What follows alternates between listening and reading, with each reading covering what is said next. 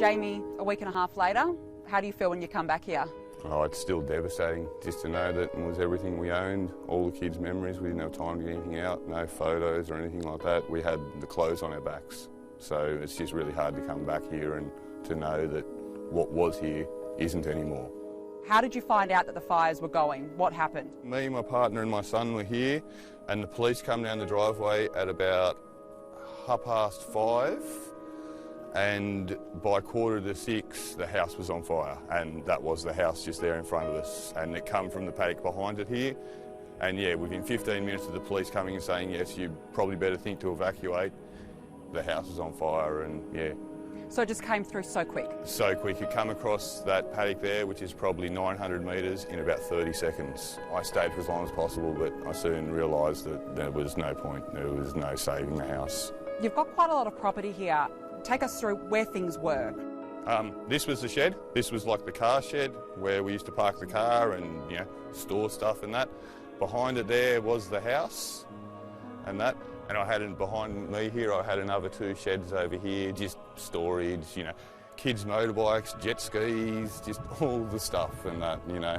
And remarkably, if we look at this playground here, it's still pretty much intact. It's still standing, like it's just destroyed everything, and then that's still intact. The fire that come through here, I had one of my friends call it a non-discriminating demon, and that's a bit what it was like, because as you can see, it missed the kids' playground, which would have been nothing, you know. I wouldn't have worried if it went up, but it just went straight through the middle of the house. It's hard to see it now because there is so many good memories here. And this is where the kids have grown up? Yeah, well, my youngest is only 6, so she's spent pretty much half her life here, and now there's nothing. We just didn't have time. We'd planned to fight it. We thought we were going to fight it, so we didn't sort of have all the stuff ready. And we did have a plan, but it just happened so fast. It was like say, 15 minutes from when we got told to go to when the house was on fire, so it was more a race around trying to stop and get sprinklers and hoses set up to save the house, hopefully. I stayed for as long as possible. I stayed until I could no longer stay, and I literally had to leave because I thought I was burning on the inside. It was too hot, it was, and yeah, and I just decided that, yeah, I'd better get out because, you know, that'd be even more of a tragedy to lose me, for my family and the house. Tegan, take us through it. You actually ran back into the property, is that right? Yes, I did. What were you doing? Well, the fire was at the back of the house, and I ran back to get Mum's camera because it had a lot of good memories on it, and because I knew Mum loved it. And this is where the front house used to be. I ran about like halfway into it to grab the camera, and I ran back towards the car, and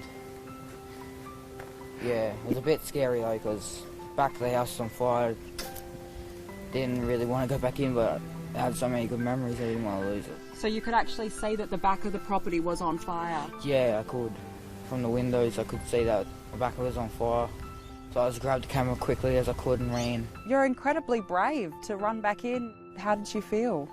Oh, I didn't really care at the moment. I just had the quick instinct of grabbing and going. And what was on the camera? Oh, just memories of us going to the beach and having fun together.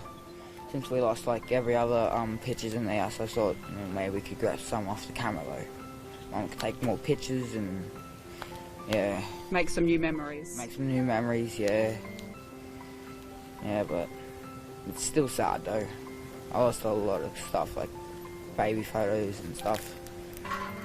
A lot of good memories in this house for you as well? Yeah. A lot of good playing board games, sitting down with the family on the lounge. Very good memories.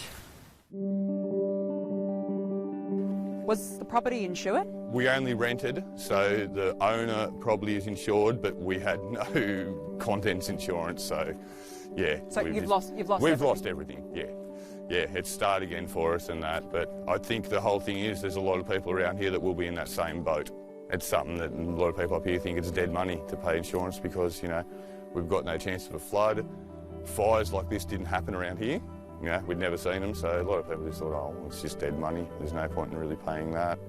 And yeah, it's just so hard because now we've just got to start again. So what happens now? Where are you going to live?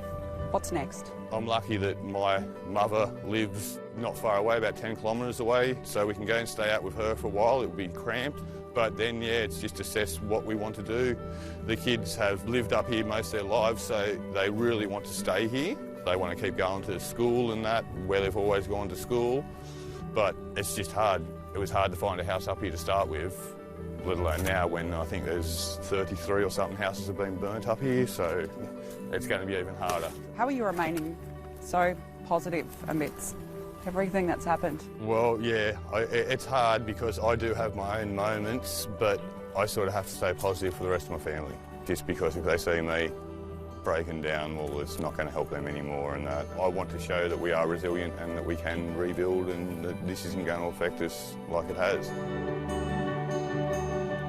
If I don't stay resilient, it's going to affect the kids worse and my partner worse and just everyone. You know, it sort of just really affects everyone, it does.